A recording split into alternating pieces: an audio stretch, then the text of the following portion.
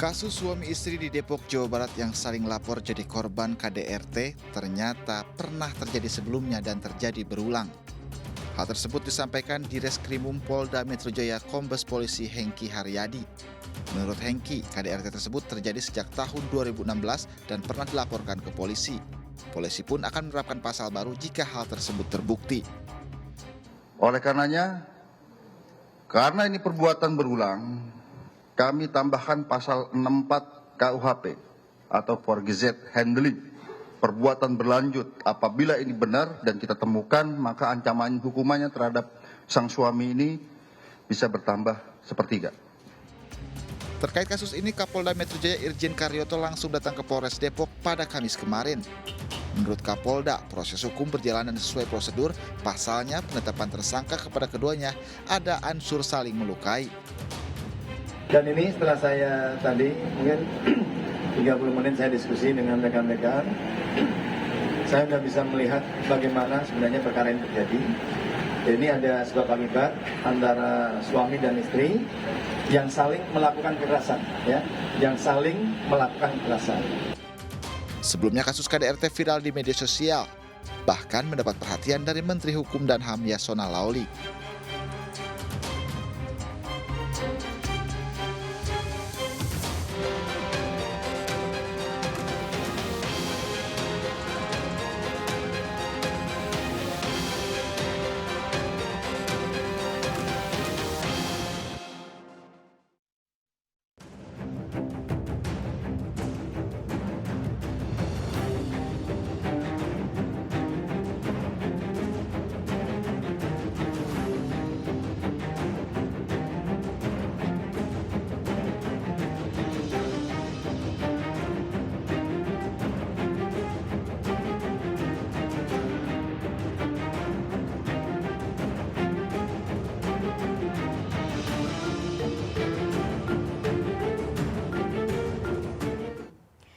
Selamat malam pemirsa. Kasus KDRT pasangan suami istri di Depok kemarin juga menjadi sorotan publik lantaran ini merupakan kesekian kalinya kita mendengar kasus KDRT terjadi di tanah air, di Indonesia, di tengah-tengah kita semuanya. Tapi kemarin korban yang melaporkan kasus KDRT terhadap dirinya juga dijadikan tersangka dan sempat ditahan. Selain pelaku atau korban lainnya dalam KDRT, kita juga masih harus melihat seperti apa kronologi yang berlanjut atau katakanlah yang saat ini sedang berlanjut proses hukumnya di kepolisian. Sama-sama keduanya baik suami maupun istri dijadikan sebagai tersangka. Ini tapi menjadi sebuah kejutan tersendiri karena memang sebelumnya kita punya ekspektasi bahwa korban siapapun dia, perempuan atau laki-laki seharusnya dilindungi dan juga dijaga, bukan dijadikan tersangka. Jadi banyak pertanyaan yang muncul begitu pemirsa dari masyarakat, mengapa hal ini bisa terjadi? Seperti apa sebenarnya standar yang harus diimplementasikan oleh aturan hukum yang sudah berada atau ada di negara ini? Dan tentunya bagaimana kasus ini atau penyelesaian kasus ini nantinya bisa berdampak untuk penanganan dan penyelesaian kasus KDRT lainnya ke depan. Untuk menjawab pertanyaan hari ini pemirsa telah hadir bersama kami di studio One on One bersama saya Fani Imaniar, Ibu Mariana Amiruddin selaku Wakil Ketua Komnas Perempuan. Selamat malam Bu Maria. Selamat malam Mbak Fani. Terima kasih sekali telah meluangkan waktu untuk hadir bersama kami di studio One on One kali ini dan tentunya ini juga menjadi concern tersendiri ya Bu Maria. Boleh saya panggil Bu Maria ya? Boleh. Bu Mariana. Terkait dengan kasus Putri Balkis dan juga suaminya Bina ya. Bani, ya kita sebut saja itu terkait Bani begitu, terkait dengan keduanya sekarang dijadikan tersangka. Dari Komnas Perempuan sendiri informasi apa saja yang sudah didapat? Ya, yang pertama mungkin kita perlu memberikan inisial ya untuk nama. Nama-nama ini karena akan berdampak pada anak-anaknya mungkin atau keluarganya. Jadi ya kami mendengar atau mendapatkan informasi tentang kekerasan dalam rumah tangga yang dilaporkan oleh pihak istri. Beliau mengalami kekerasan selama 18 tahun, lalu melaporkan itu di media sosial ya, dan menjadi viral. Kemudian banyak komentar ataupun banyak respon dari publik maupun beberapa politisi ataupun pejabat negara. Nah, kalau yang Bu Mariana lihat begitu dari komentar publik sampai dengan saat ini, seperti apa insinuasinya? Situasinya memang kami melihat korban yang melapor ini kemudian terakhir jadi tersangka juga ya dan ditahan. dengan alasan tidak kooperatif pada saat proses restoratif justice. Dan juga ada temuan bahwa pihak suami setelah divisum mengalami kekerasan. Nah, menurut kami atau menurut Komnas Perempuan bukan mendampingi ya, sering mendalami beberapa kasus KDRT. Ini kan lingkupnya lingkup domestik ya, lingkup keluarga. Tidak bisa diterapkan seperti kasus-kasus biasa yang di publik, pidana biasa ya. Ini kan terkait dengan perkawinan. Jadi sebetulnya restoratif justice itu memiliki makna korban itu betul-betul dipastikan mengalami pemulihan, mulai dari mentalnya, fisiknya, kemudian sampai ke anak-anaknya, ke keluarga terdekat apabila ingin dilakukan bukan jalan damai ya, jalan yang tidak perlu pengadilan gitu. Jadi restoratif justice ini kan sebetulnya idenya supaya tidak apa-apa tuh masuk penjara, apa-apa pidana. Jadi di luar pengadilan tapi dengan tahap-tahap pemulihan korban sampai tuntas. Dan juga mungkin pelaku misalnya ada sanksi tersendiri? Ada perjanjian misalnya restitusi, memberikan kerugian yang dialami oleh korban misalnya selama 18 tahun dan lain sebagainya gitu. Tapi nanti saya akan dalami terkait dengan restoratif justice itu lagi, Bu Mariana. Tapi kita bicara lagi mengenai kasus ini saja kalau begitu ya. Ketika kita bicara mengenai korban yang ditersangkakan, walaupun akhirnya ditarik kembali begitu, tidak jadi ditahan. Tapi sekarang kedua orang ini, baik suami maupun istri, terutama istri juga dijadikan tersangka. Menurut Anda apakah itu langkah yang tepat yang dilakukan oleh kepolisian? Intinya bahwa masalah keluarga itu tidak bisa langsung menetapkan tersangka atau bukan dulu ya, karena kita harus menelusuri ke belakangnya apa yang menyebabkan si ibu ini mengalami kekerasan gitu. Laporan apa yang dia sampaikan dan didalami. Jadi kalau misalnya semuanya tersangka, anak-anaknya bagaimana ya kan? Semuanya ditahan, anak-anak bagaimana? Sebaiknya didudukkan satu-satu untuk dikenali dulu seperti apa kasusnya, pengalaman dia gitu. Memang kalau kasus keluarga atau kasus domestik, kasus perkawinan, keluarga dan lain sebagainya itu pendekatan aparat ini harus betul-betul seperti seorang penasihat lah gitu, tanda kutip ya. Artinya kita mendengarkan itu karena ini pengalaman pribadi, bukan pengalaman kecurian atau pengalaman pidana biasa lagi-lagi. Pidana biasa gitu. Ini harus didalami betul secara personal. Oke. Dan ketika polisi menyebut pihak istri ini sempat tidak kooperatif seperti itu, yang Anda tangkap seperti apa, Mbak Mariana? Ya karena dilihatnya kan seperti kejadian pidana biasa atau kasus biasa kan. Nggak bisa menyatakan kesaksian begitu-gitu. Iya, misalnya kalau ada laporan orang kecopetan kan pasti kalau dipanggil datang dong. Dia kan ingin dapat keadilan, ingin dompetnya kembali lagi gitu. Tapi kalau ini kan dia melaporkan saja sudah mengalami beban kan. Terus tiba-tiba diminta untuk, nggak tiba-tiba juga sih, tapi lalu diminta untuk hadir berhadapan dengan pelaku. Kadang-kadang perempuan itu kan mentalnya nggak siap. Nah itu perlu dicek. Atau misalnya si perempuan ini, si istri tidak mau ketemu sama pihak pelaku gitu. Nah itu harus dicek secara psikis. Betul. Makanya di KDRT itu kan, di Undang-Undang KDRT ada istilah psikologi kan, kekerasan psikis, karena itu banyak sebab-sebab, harus dicek dulu semua. Baik, KDRT itu tidak hanya menyebabkan trauma fisik begitu ya Mbak Mariana, tapi juga psikis. Dan ketika kita sebagai korban KDRT ini melapor kepada kepolisian dan dirasa tidak bisa memberikan kesaksian dengan cukup gamblang atau membantu penyelidikan, itu menurut Mbak Mariana sekarang presidennya atau citranya di mata aparat masih dibilang tidak kooperatif. Ini yang harus diubah ya? Ya harus dirubah, karena melaporkan saja sudah berat loh, sampai dia larinya ke sosial media. Sementara untuk pelaku itu kan datang itu penting karena dia bisa membela diri. Saya nggak melakukan itu kok, sehingga bisa dia pasti hadir. Tak bersalah juga ya? Iya, dia bisa hadir dan dia membela diri. Tapi kalau korban itu sulit kalau dipertemukan langsung atau dia disuruh mengakui hal-hal yang baru di hadapan pelaku yang dia laporkan gitu. Dari kasus-kasus yang pernah Komnas Perempuan lihat, investigasi dan juga dampingi serta tangani tentunya, Apa saja sih dampak dari kasus KDRT tersebut terhadap korban khususnya? Kita tidak bicara mengenai gender. Korban KDRT bisa jadi Laki-laki tidak hanya atau istri, perempuan, tapi juga ya. suami gitu. Apa saja dampak dan yang paling buruk gitu yang pernah terjadi? Yang pertama-tama sebetulnya kalau dari data Badilak ya, paling banyak itu istri kalau sudah mengalami KDRT bertahun-tahun ataupun baru sebentar itu larinya dia perceraian. Oke. Dia tidak mau menceritakan pengalaman dia. Dia langsung ke pengadilan aja. Oke. Cut off Putus gitu hubungan. ya? Ya. Itu paling banyak itu istri. Nah, yang berani melaporkan itu dampaknya itu paling banyak adalah memang biasanya melaporkan itu biasanya yang mengalami kekerasan fisik. Jadi karena kalau ada fisik itu lebih mudah untuk dianggap korban kan.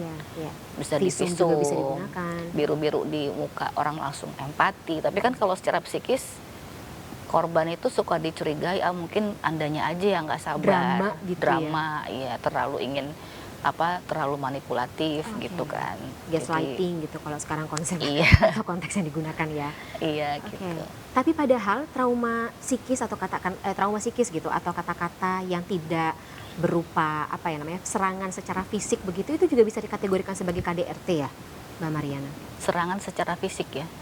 Secara psikis begitu. Oh, serangan secara psikis iya. Atau tidak dinafkahi. Intinya bahwa itu mengakibatkan seseorang menjadi dirugikan secara mental, fisik, materi. Oke. Itu kan terjadi dalam KDRT. Tapi kalau tidak ada kerugian mental, misalnya dia melihat bahwa ucapan yang kasar misalnya adalah hal yang biasa dalam budaya di tempat dia, jadi dia nggak mengalami dampak psikis, itu artinya bukan kekerasan. Jadi poinnya adalah ketika itu mengalami dampak kekerasan, dampak psikis, materi dan sebagainya gitu. Oke, saya harus memperjelas lagi Mbak Mariana. Dampak kekerasan yang biasa atau katakanlah masuk standar gitu dalam dampak kekerasan yang bisa dialami oleh korban ini apa saja? Dalam KDRT ya? Dampak psikis, materi atau ekonomi, fisik, iya 4 itu aja. Oke, psikis, dampak materi dan juga psikis, ekonomi seperti itu. Biasanya dimiskinkan. Maksudnya dimiskinkan? Biasanya kan kalau istri itu tidak punya nafkah ya, suami tidak memberi bekerja. nafkah. Nah kalau misalnya, karena itu kan suami lebih kuat posisinya kan, karena dia yang punya uang, istri dikasih uang sama suami, sehingga kalau mau mengancam gampang, nanti nggak saya nafkahin loh. Iya. Atau misalnya mau nikah lagi, nanti saya nggak kasih nafkah loh kalau kamu nggak izinkan saya nikah lagi gitu. Lebih gampang untuk mengancam, lebih gampang untuk membuat sebuah dominasi seperti itu demi keuntungan pribadi, begitu ya Mbak Mariana. Nah, berarti ini juga menjadi sebuah konsep KDRT sendiri yang mungkin warga Indonesia ini belum terliterasi, belum teredukasi secara sepenuhnya kalau tidak hanya bentuk kekerasan fisik saja, pemirsa, yang bisa terjadi atau yang bisa terjadi atas korban, tetapi juga kerugian ekonomi serta kerugian secara psikologis. Tidak harus memukul, tidak harus melukai secara fisik, tapi dengan kata-kata saja Anda sudah bisa menyebabkan korban ini mengalami kerugian. Nah, Mbak Mariana, ini menurut Mbak Mariana kita harus butuh upaya hukum atau katakanlah upaya dari aparat penegak hukum yang berbeda dengan pidana seperti biasa. Itukah Indonesia yang kita masih kurang atau masih harus kita perbaiki? Ya betul, kalau kasus-kasus termasuk kekerasan seksual ya, itu kan makanya ada undang-undang khusus kan, gitu, lex spesialis itu kan karena ini berbeda sama apa yang terjadi di publik gitu. Jadi penanganannya perlu sangat personal, sangat hati-hati dan banyak mendengarkan terlebih dahulu. Karena itu memang diperlukan poluan, karena diharapkan poluan itu bisa membuat pelapor yang biasanya perempuan itu merasa nyaman ketika bercerita dibanding kalau laki-laki, bapak-bapak, laki-laki gitu ya. Nah tapi menurut saya yang paling penting juga adalah pencegahannya melalui sebelum seseorang itu mau menikah. Bukan marriage counseling, premarital begitu ya, premarital counseling. Ya, poinnya kan begini. Orang tua itu kalau anak mau nikah pasti yang ditanya udah kerja belum? Mapan ya. Laki-lakinya udah. Terus kalian saling cinta nggak? Iya saling cinta. Udah langsung ngomongin gedung, ngomongin catering apa segala macam. Padahal harusnya orang tua itu atau orang-orang tua lah istilahnya itu membimbing si anak yang mau menikah untuk menceritakan dalam 1 sampai 2 tahun akan mengalami seperti ini kalau berumah tangga. Jadi mempersiapkan mental si anak yang mau nikah ini. Lalu 1 sampai 5 tahun kamu akan mengalami ini. Di atas 5 tahun itu fase tantangan yang berikutnya. Nah itu kita sebagai orang tua atau siapapun itu dituakan lah, paman apa kok kita kan sangat ini ya tradisinya seperti itu. Betul, betul. Dikasih bekal, siap-siap mental jadi suami, nafkah harus mencukupi, kalau tidak harus itu kan lah jadi istri. Nah, saya sendiri misalnya waktu mau menikah itu ke Pak Haji dulu karena saya butuh bimbingan kan, mungkin ke guru spiritual atau mungkin ke orang tua yang sangat tua yang punya pengalaman yang baik gitu, punya kebijaksanaan. Saya bertanya sama calon saya misalnya begitu, karena kita berdua nggak tahu apa itu perkawinan, apa yang terjadi nanti ke depan. Apa yang harus Jadi kita harus punya bekal gitu. Jadi jangan sampai ada KDRT. Dan kalau ada kita tahu cara menghadapinya. Secara hukum, secara pendampingan, menghadapi pasangan sendiri, kita harus tahu caranya bagaimana. Duh, ini yang harusnya kita gali lebih lanjut ya. Nanti saya ingin menggali lagi lebih lanjut terkait dengan pentingnya tadi ya premarital counseling, terus kemudian mungkin sertifikasi tanda kutip ya kalau kita mau menikah, dan tentunya juga tentang restoratif justice yang sebenarnya memang penting begitu ya Mbak Mariana untuk bisa memulihkan kondisi korban sampai sedia kala. Minimal mendekati sedia kala seperti itu. Tapi di segmen berikutnya kita dalami ya Mbak Mariana. Pemirsa kita akan jeda sesaat, One on One masih akan kembali, tetaplah bersama kami.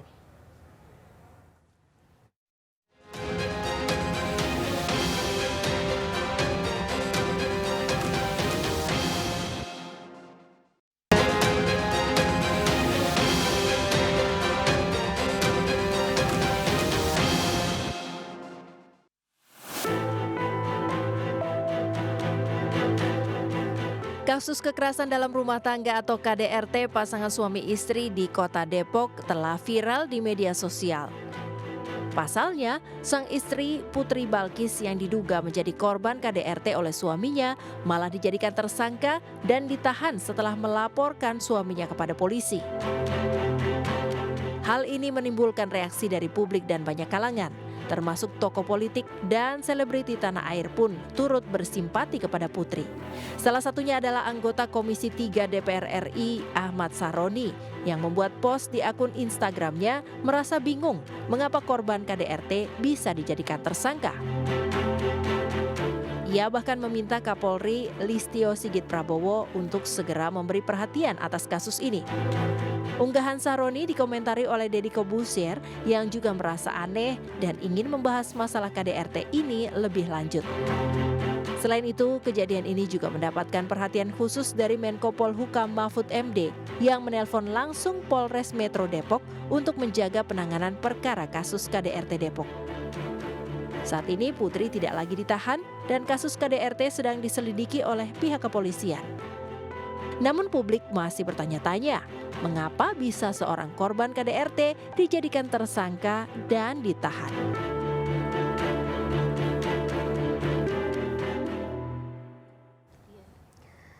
Pemirsa, kita kembali lagi, Anda masih bersama saya dalam One on One dan masih bersama saya juga malam hari ini Wakil Ketua dari Komnas Perempuan, Mbak Mariana Amiruddin. Mbak Mariana, kita lanjutkan kembali ya terkait dengan tadi soal Mbak Mariana menyebut kita penting nih untuk mencegah, dan salah satu caranya mencegah ke kasus-kasus yang sama atau kasus-kasus serupa di dalam rumah tangga ini adalah dengan memberikan konseling begitu terhadap calon pasangan suami istri. Tapi masih kurang lagi-lagi ya di Indonesia, walaupun kita tahu ada sertifikasinya atau ada tesnya begitu sekarang. Ya kalau menurut saya kita manfaatkan tradisi kita ya yang sangat kekeluargaan. Nenek, kakek, bapak, ibu, ayah, paman, apa kan kumpul semua, apalagi kalau lebaran ya. Nah kita gunakan kultur itu untuk menjadi alat untuk mendidik anak-anak yang mau menikah itu, nasihat-nasihat perkawinan lah. Misalnya dulu paman sama bibi atau om sama tante tuh dulu setahun 2 tahun tuh begini loh menikah. Jadi kultur kita digunakan saja gitu. Atau misalnya kalau dari pemerintah kita kan punya undang-undang tentang keluarga ya kalau tidak salah, kesejahteraan keluarga. Nah kita itu panduannya sebenarnya pasal-pasalnya bagus. Bisa bikin biro-biro konseling keluarga atau konseling sebelum perkawinan. Itu bisa diisi oleh psikiater, bisa diisi oleh ahli kelompok pemuka agama, tapi yang bijak ya, maksudnya jangan yang betul-betul memahami istri dan suami dan istri itu harus saling memahami, jadi melayani dan lain sebagainya gitu. Jadi kan orang Indonesia itu paling percaya pada tokoh agama ya, jadi mungkin bisa dilibatkan di situ. Oke. Kita perlu biro-biro itu, atau mungkin di KUA disediakan khusus untuk konseling itu, tapi tujuannya untuk keadilan gender ya, supaya tidak ada KDRT ke depan. Kita juga tidak bisa menyalahkan suami ataupun istri, persiapkan dari sekarang gitu. Dan kan kita semua belajar dari orang tua. Kalau orang tua kita misalnya pelaku kekerasan, nah biasanya anak-anaknya kan bisa meniru terhadap pasangannya. Itu harus diputus pola kekerasan yang dicontoh itu melalui mungkin konseling. Oke. Jadi kalau ada yang mau menikah itu sudah punya pasangan, sebaiknya saling konseling dulu deh supaya tahu sifat-sifat calon pasangan. pasangannya. Iya, kalau saya sih begitu, saya harus tahu dulu. Karena kan kalau fase pacaran itu semuanya Yang baik-baik palsu. aja. Iya. Yang ketahuan ya. Begitu menikah baru kan semua Dar, tahu. kelihatan semuanya. Iya. Dikit lagi saya jadi curhat nih jadinya. Nah, tapi gini Mbak Mariana, salah satu masalahnya adalah kalau saya belajar dari pengalaman saya sendiri gitu, kadang-kadang bicara mengenai apa yang terjadi dalam pernikahan itu jadi sesuatu yang tabu. Kayak kondisi seksual, pengalaman-pengalaman berbau seperti itu. Jadi ini yang biasanya, dan saya yakin ini juga terjadi di keluarga-keluarga, terutama mereka yang berada atau tidak mempunyai akses untuk mendapatkan konseling tersebut, tidak terjadi gitu pembicaraan tersebut, tidak terjadi komunikasi dari tetua-tetua yang sepuh-sepuh begitu kepada yang anak-anak yang mau menikah. Gimana cara kita memutus mata rantai itu, kita mulai kebiasaan yang lebih baik lagi ke depan. Memutus mata rantai kekerasan dalam rumah tangga Dan ya. juga ketabuan untuk membicarakan hal-hal bersifat personal gitu antar anggota keluarga. Biasanya sih kalau ibu-ibu lebih terbuka ya soal seksual. Justru perempuan tuh lebih terbuka ya, tapi antar perempuan ya. Misalnya saya punya tante saya tuh bertanya, atau ibu saya pernah bertanya, kamu nggak pernah dicampur ya? Campur, saya bilang itu. Maksudnya berhubungan seksual dalam perkawinan. Itu cuman ibu-ibu yang berani ngomong begitu. Atau misalnya kamu udah menstruasi belum? Kamu udah berhubungan seksual dengan dengan pacar sebelum menikah belum? Sebenarnya perempuan. Jadi memang tapi kalau laki-laki tuh sama sekali nggak ada ruang itu, kecuali porno ya. Pembicaraan porno ruang laki-laki itu makanya laki-laki dan perempuan itu jadi penuh kesenjangan, nggak nyambung. Karena ada masculinity begitu di kalangan laki-laki. Ya, karena kalau buat laki-laki itu kan seks itu hanya hiburan. Kalau perempuan serius, karena saya yang punya rahim, jadi saya serius. Nanti kalau saya hamil bagaimana? Nanti kalau saya udah menikah, saya nggak hamil misalnya kan, semuanya adalah bentuk keseriusan gitu. Meskipun juga konsep yang harusnya diganti ya. Iya. Masih jadi perjuangan buat kita semuanya ya Mbak Mariana gitu. Tapi lagi-lagi kita masih punya harapan untuk bisa mengubah ini menjadi lebih baik. Bicara mengenai penanganan hukumnya begitu. Kita bicara mengenai restoratif justice. Tapi kalau misalnya yang saya lihat dari kasus suami dan istri yang yang tadi dua-duanya ditersangkakan, kabarnya mau dimediasi saja. Nah, saya tolong di enlight lagi Mbak Mariana terkait dengan restoratif justice dan juga proses mediasi. Ini bedanya apa? Oke, mungkin pertama saya perlu menyampaikan bahwa dalam Undang-Undang PKDRT kita tidak setuju adanya restoratif justice. Karena ada kasus yang sangat mengerikan di dalam rumah tangga, sampai pada pembunuhan kan, penganiayaan, sampai cacat ya kan.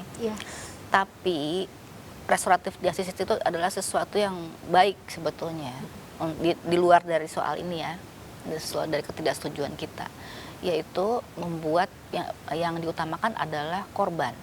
Bagaimana korban ini melalui tahap-tahap tertentu dia harus terpulihkan, baik secara mental, fisik, lalu kondisi keluarganya, anak-anaknya misalnya kalau punya anak, atau juga lingkungan tetangga dia, semuanya harus support dia.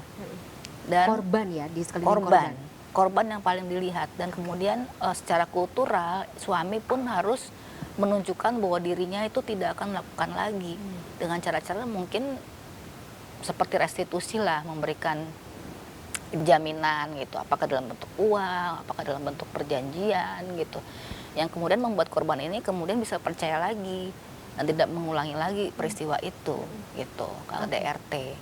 Tapi kan itu sangat ideal ya, sangat. Karena juga kalau misalnya suami dipidana ataupun sampai dimasukkan ke penjara, itu juga tidak memulihkan korban kan, karena misalnya anaknya nanya, ayah mana, papa mana, di penjara kan, istri juga bingung. Jadi ya itu restoratif justice mungkin harus disandingkan dengan proses hukumnya supaya dia kemudian ketemu. Tapi jangan dianggap sebagai di luar pengadilan gitu. Dan kalau mediasi itu hanya mendudukkan dua pihak lalu ditanya kanan kiri damai gitu kan. Jadi Tapi tidak ada tapi tindak kan lanjutnya. iya itu kan semu kan, kalau dua-duanya bilang damai mungkin saat itu sedang saling membutuhkan, tapi kalau sampai rumah kemudian terjadi lagi kan kita nggak bisa menjamin gitu. Yang bikin sulit adalah ketika kasus ini melibatkan lebih banyak perasaan soalnya ya Mbak Mariana, instead of logika dan juga fakta-fakta yang hadir begitu dalam kasus ini. Itu ya yang membuat Betul. kita Kasus ini kan melibatkan rasa ya, perasaan betul. Dua-duanya loh. Tidak seperti pidana biasa gitu. Menyangkut rasa, menyangkut masa kecil masing-masing sehingga dia jadi pelaku kekerasan. Menyangkut pola asuh waktu kecil. Ketika masuk ke dalam perkawinan kemudian relasinya jadi apa ya? Jadi penuh kekerasan, itu kan pasti mengejutkan dari kedua belah pihak gitu. Ini harus melibatkan rasa betul. Jadi penegak orang-orang yang terlibat untuk menangani juga harus menggunakan rasa kan supaya kita Betul. bisa lagi-lagi mencarikan solusinya. Iya. Rasa itu bukan berarti memberikan empati ya, Iya. tapi kita tahu betul posisi istri atau suami di dalam perkawinan di dalam kasus itu. Sehingga kita memahami bagaimana tahapan untuk penyelesaiannya, penanganannya.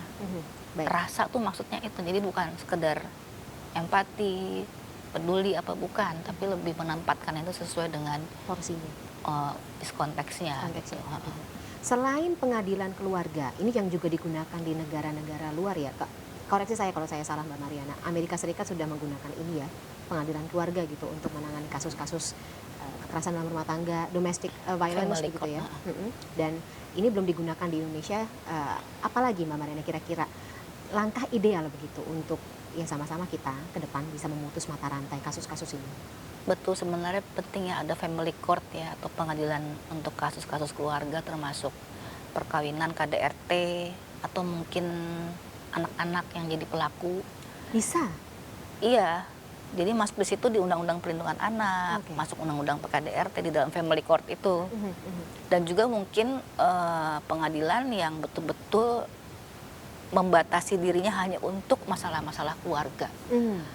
Oke. Penting karena apa? Karena ketika masuk dalam pengadilan, orang sudah duduk untuk membayangkan bahwa ini keluarga saya mau diselesaikan nih.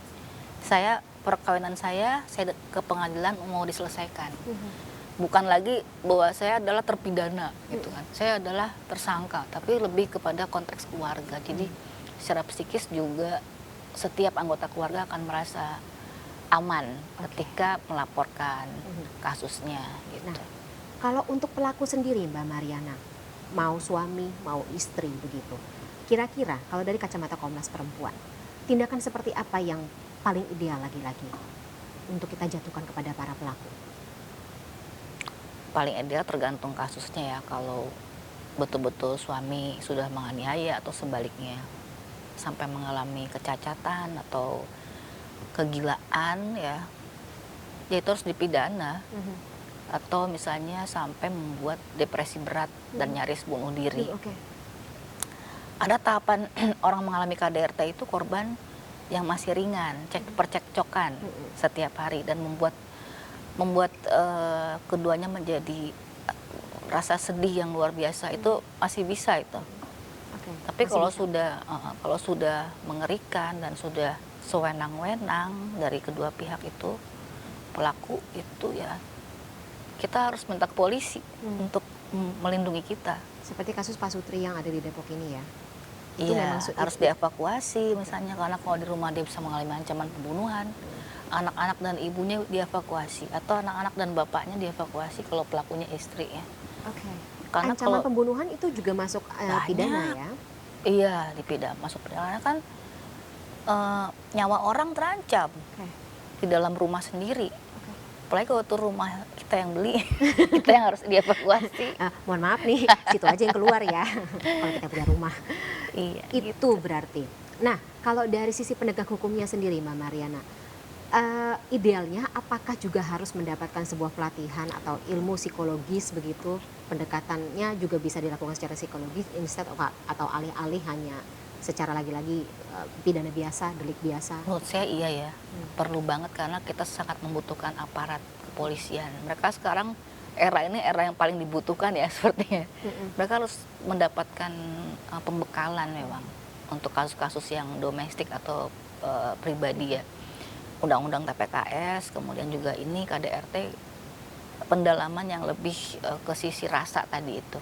Kemarin saya misalnya mengisi ke institusi TNI yang juga ingin tahu bagaimana sih penanganan kekerasan seksual misalnya, atau KDRT, saya bercerita aja pengalaman, mereka paham. Jadi aparat orang-orang tegas tanda kutip ini sebetulnya punya hati kok untuk bisa dibekalkan perspektif yang lain gitu untuk menghadapi kasus-kasus pribadi gitu. Apparently kita semuanya memang ya harus menggunakan hati tersebut gitu, terutama yang bersinggungan dengan sesama manusia lainnya gitu, seperti tadi kepolisian, kemudian juga TNI khususnya ya. Ini sih yang mungkin bisa menjadi sebuah pertimbangan atau masukan mungkin bagi para legislator yang ingin menambahkan pasal terkait dengan mitra-mitra kerjanya begitu untuk mendapatkan sebuah masukan atau juga pelatihan lagi ya lebih lanjut ya. Kejaksaan juga, hakim, benar, hakim. Semua aparat penegak hukum ya. Iya, tiga itu. Baik, Mbak Mariana, saya masih ingin juga lebih mendalami begitu terkait dengan bagaimana perspektif masyarakat begitu, atau mungkin ada miskonsepsi yang kira-kira Mbak Mariana mungkin bisa lihat begitu yang ada di tengah masyarakat terkait dengan kasus-kasus KDRT, kemudian juga kita dengan korban, kita juga dengan pelaku, tentunya juga berdasarkan data-data yang didapat atau yang dipunyai oleh Komnas Perempuan sampai dengan saat ini. Tapi di segmen berikut ya Mbak Mariana, kita jeda sesaat. Pemirsa tetaplah bersama kami, One on One akan kembali sesaat lagi.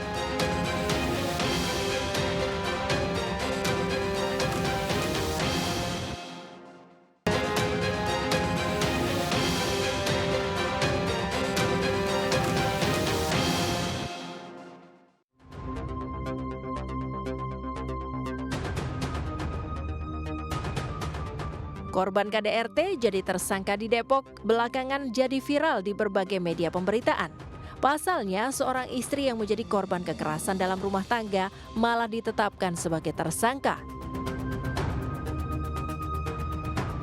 Kasus KDRT yang melibatkan antara pasangan suami istri Bani Bayumi dan Putri Balkis di kota Depok telah diambil alih oleh Polda Metro Jaya dari yang sebelumnya ditangani oleh Unit Pelayanan Perempuan dan Anak Satreskrim Polres Metro Depok.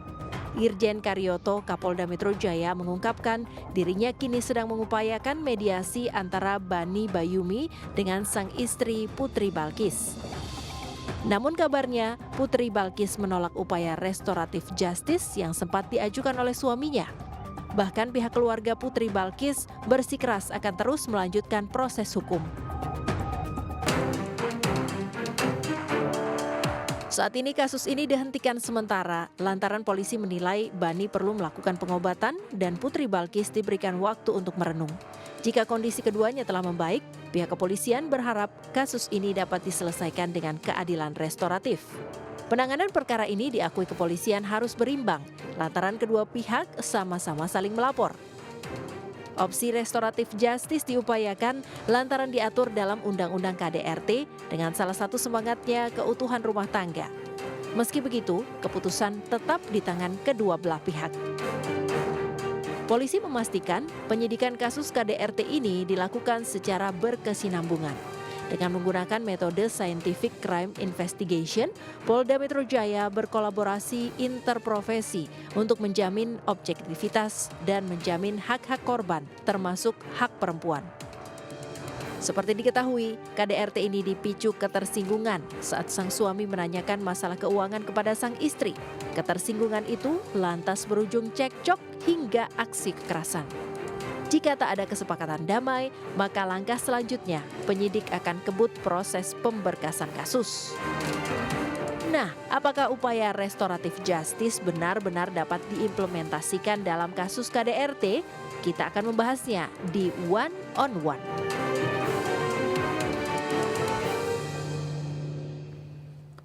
Pemirsa, Anda masih bersama kami dalam One on One dan masih bersama saya narasumber saya malam hari ini membahas terkait dengan apa yang harus atau yang bisa kita lakukan untuk memutus mata rantai kasus kekerasan dalam rumah tangga yang terjadi di tanah air atau Indonesia? Mbak Mariana, kita kembali lanjutkan. Saya penasaran terutama terkait dengan data yang dimiliki oleh Komnas Perempuan sampai dengan terakhir mungkin 2022-2021 ya, soal kasus kekerasan dalam rumah tangga yang ada di Indonesia. Grafiknya seperti apa, Mbak? Kalau setiap tahun itu kita menamakannya kekerasan terhadap istri KTI yang masuk dalam lingkup KDRT. Itu selalu tiap tahun paling banyak. Istri yang kena laporannya, dan juga karena ada laporan dari Badilak yang menunjukkan bahwa perceraian terjadi karena istri mengalami kekerasan. Jadi penyelesaiannya adalah bercerai gitu. Tiap tahun seperti itu, dan angkanya semakin naik karena kita juga didukung oleh data Badilak ya, bahwa ada juga di data Badilak itu yang kita kompilasi kategori kekerasan dalam rumah tangga, kategori kekerasan fisik, psikis, kekerasan perceraian akibat judi dan perselingkuhan misalnya gitu. Itu ada semua di dalam perceraian gitu. Keterangan itulah yang membuat kita bilang bahwa perempuan ini mengalami kekerasan dalam rumah tangga. Tiap tahun itu tinggi, paling tinggi. Setelah itu baru kekerasan dalam pacaran, kekerasan seksual, kekerasan psikis dan lain sebagainya. Di luar dari perkawinan seperti itu ya. Iya. Nah, menurut Anda, kenapa lebih banyak terjadi pada istri? Ya karena dunia pernikahan ini kan bukan dunia yang setara ya. Sebetulnya ideal ya dinyatakan bahwa suami itu adalah pemimpin keluarga. Supaya apa? Namanya pemimpin itu kan harus menjamin anggota keluarganya bahagia dan sejahtera. Ya kan pemimpin begitu kan. Jadi sebetulnya kalau perempuan menikah itu masuk ke dalam surga, keluarga yang Jadi ada warohmah ya. Ada warohmah itu loh, samawa ya. Samawa. Tapi kan tugasnya berat sekali sebagai suami ya. Nah, sementara istri kan sebagai pihak yang mensupport, mendukung suami supaya keluarga ini bisa berjalan dengan baik. Tapi kenyataannya malah tentang kekuasaan jadinya. Diterjemahkan pernikahan itu adalah kekuasaan laki-laki di dalam rumah tangga. Jadi seperti wakil Tuhan begitu loh. Akibatnya ada kekerasan. Dimanapun itu kalau ada hubungan antara kekuasaan dengan yang tidak berkuasa atau yang lemah, relasi kuasa pasti ada kekerasan. Nggak mungkin nggak ada. Pasti ada dominasi dan juga sewenang-wenang. Kecuali kalau salah satu yang diberikan kekuasaan ini orang yang punya pengalaman yang matang dan bijak gitu. Tapi kan bagaimana kita menjamin bahwa seseorang itu bijaksana dalam perkawinan kan gitu. Pakai perjanjian pranikah, kalau sampai terjadi kekerasan terhadap saya baik psikis maupun fisik begitu, saya akan minta ganti rugi begitu ya. Perjanjian pranikah itu kalau misalnya di tapi sering nggak tega juga kan. Iya juga ya. Lagi-lagi karena kita bicara rasa begitu bicara ya Mbak Mariana rasa, ya. iya. Oke. Nah, dari data Komnas Perempuan tersebut, yang Mbak Mariana lihat juga begitu terkait dengan bagaimana support atau katakanlah masyarakat di sekitar lingkungan keluarga melihat potensi kasus KDRT dan juga bagaimana kita harus menangani kasus KDRT. Menurut Mbak Mariana, apakah sudah ideal atau belum? Belum ya, karena masyarakat kita itu masih begini, itu bukan urusan kita, nggak enak. Tapi kalau udah dengar gedebak-gedebuk di tetangga dan teriakan-teriakan yang mengerikan, itu nggak bisa lagi kita bilang jangan, itu bukan urusan kita, itu nggak bisa. Karena berarti kita ikut bersalah membiarkan seseorang menjadi korban. Yang perlu adalah laporkan ke para tetua di lingkungan tersebut. Mungkin kalau di apartemen ya ada RT-nya atau ada keamanan di situ, laporkan. Kalau di lingkungan biasa ya ke Pak RT, ke security, ke orang-orang yang yang dihormati lah di lingkungan itu, gitu. Atau kalau memang sudah mengerikan sekali itu lapor polisi. Kalau di Jepang sih pelecehan verbal aja sudah bisa telepon yang langsung datang. Interesting. Iya. Langsung. Kalau di Indonesia apa sih itu kan laki bini aja berantem, bukan soal laki Itu bini. biasanya begitu, kita nggak boleh turut campur gitu atau menghakimi. Itu sih sebenarnya apa namanya perspektif atau lagi-lagi kebiasaan yang harus diubah oleh masyarakat. Tapi ada konsekuensi, bukan konsekuensi sih, potensi begitu. Kita justru malah jadi bumerang buat kita yang melaporkan atau kita ingin mencegah gitu. Kalau kita apa tuh namanya memvideokan bisa kena undang-undang ITE. Atau kalau kita mau melerai, terus kemudian kita kena gebuk, kita pengen bales, kita kena kasus kekerasan seperti itu. Gimana caranya supaya kita tetap sebagai orang nih tidak jadi bystander saja, Mbak Mariana, kita harus tetap ikut serta dalam memutus mata rantai KDRT. Iya. Saya lihat di sebuah platform sosial media ya, yang menunjukkan ada perempuan lagi memvideokan istri lagi ditarik rambutnya dan dibawa ke motor. Iya. Dan si perempuan ini bilang, bapak-bapak tolongin, itu istrinya mau dibunuh, tolong. Jadi bagus perempuan ini karena dia melibatkan orang lain yang lebih punya power, yaitu bapak-bapak, untuk menangani si bapak yang sedang menganiaya istrinya di tempat publik. Dan dia tidak harus menunjuk namanya, tidak harus menunjuk, bahkan dalam video itu dia tidak menunjukkan plat motornya atau bahkan wajah orangnya. Dan dia cuma meneriakkan, bapak-bapak tolongin itu, kalau nggak nanti istrinya mati loh. Akhirnya kan semua orang yang kuat-kuat itu datang dan melerai kan, dan memastikan si istri ini aman, dan istrinya kan dibawa sama temennya kan, ke tempat kerjanya dia itu, diamankan gitu. Jadi tidak perlu menunjukkan identitas dari si pelaku terlebih dahulu lewat video yang akan diviralkan ini, dan meminta tolong kepada orang-orang yang dihormati atau katakanlah yang lebih kuat, untuk bisa melerainya gitu, sehingga kasus kekerasan yang dilakukan oleh berhenti di luar perkawinan itu juga bisa dihindari begitu. Nah, kalau misalnya orang terdekat kita, Mbak Mariana, bagaimana? Apalagi yang terdekat ya, ya orang tua dulu. Kalau kita anak nih, orang tua dulu. Bapak, ibu, itu kakak digebukin suaminya.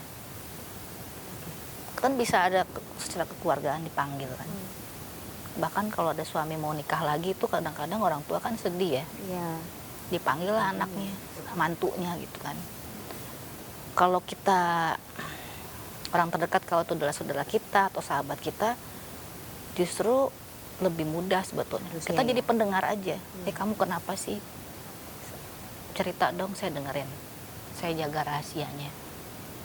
Ya kalau ada apa-apa ya kita bisa ke lembaga pendampingan ya, seperti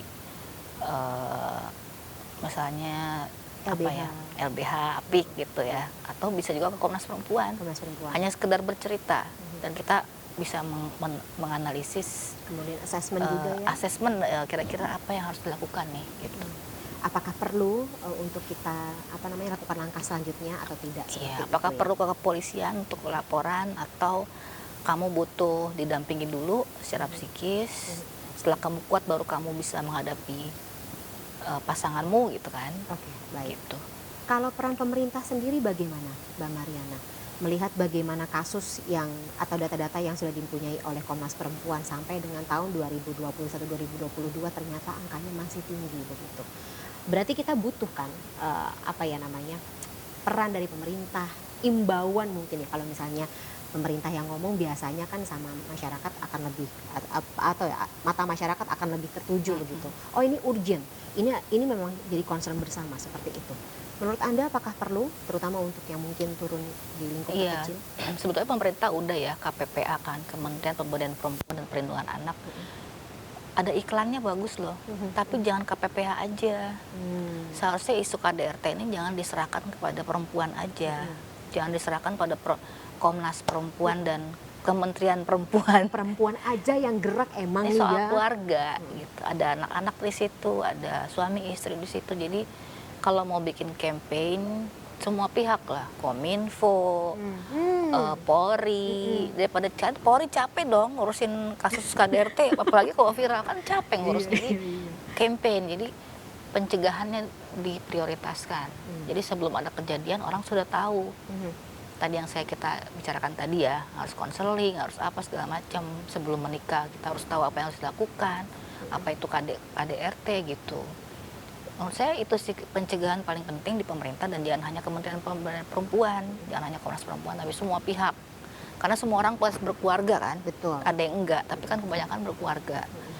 Lalu soal penanganan kan sudah kita bahas tadi ya, harus punya rasa, harus, karena ini menyangkut soal cinta dalam perkawinan gitu kan, jadi ya seperti itu. Lalu pendampingannya kan juga sudah ada lembaga-lembaga pendampingan di pemerintah, seperti UPPA ya kan, di bawah Kementerian Pemberdayaan Perempuan, juga ada di bawah Polri, tapi kan nggak cukup, nggak cukup tenaganya, pasti tidak cukup. Apalagi kalau sekarang lagi tren ya, tren istri melapor, apalagi dilakukan oleh artis ataupun pejabat publik gitu Ya. kan. Ada contoh juga di sini yang bisa kita Iya. lihat di layar kaca. Oh, terutama berarti mungkin juga harus lebih banyak lagi peran dari awak media, dari pers Ya, begitu media pastinya. dan jangan hanya jurnalis perempuan saja, tapi juga jurnalis laki-laki juga harus concern terhadap isu ini untuk sama-sama lagi-lagi ya, supaya kita bisa memutus mata rantai kasus kekerasan dalam rumah tangga. Ya, betul. Baik, mungkin terakhir Mbak Mariana, concern terbesar dari Komnas Perempuan sendiri apa? Apa yang ingin Komnas Perempuan capai gitu? Tidak hanya berangkat dari kasus kekerasan Pak Sutri ini yang sekarang keduanya juga masih lagi berjalan, tetapi yang suka miss karena ini kan fenomena gunung es ya, yang suka dan banyak nggak ketahuan begitu, terutama di daerah-daerah.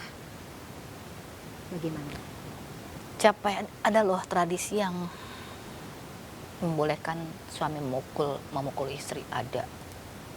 Di Indonesia Timur itu kasus KDRT tinggi sekali. Itu karena tradisinya membolehkan laki-laki melakukan itu. Gitu. Itu gimana? Jadi ya kita bukannya mengkritik budaya tertentu, tapi tentunya itu pasti dari manusianya kan. Jadi ya pencegahan tadi harus terjadi dari tokoh agama kan, kalau di Indonesia Tokoh adat juga ya tokoh adat sekarang. Indonesia Timur tuh paling banyak tokoh adat perempuan yang bicara.